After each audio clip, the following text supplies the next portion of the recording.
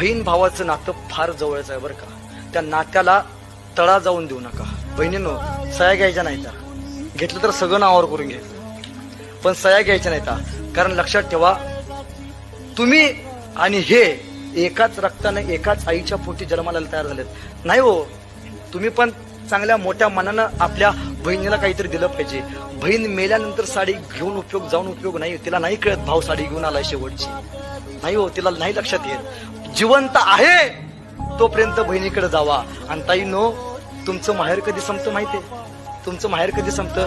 ज्या दिवशी तुमच्या माहेरातली आई मरते त्या दिवशी तुमचं माहेर संपतं. तुमचं माहेर कुठपर्यंत आहे? जोपर्यंत तुमच्या आई आणि वडील आहेत तोपर्यंत. हा संवाद का झाला बरं? कारण आपण पैशाच्या पाठीमागे लागलो. दादांनो, आई मेल्यावरती, बाप मेल्यानंतर आपल्या बहिणीचा खरा भक्कम आधार. Download ShareChat.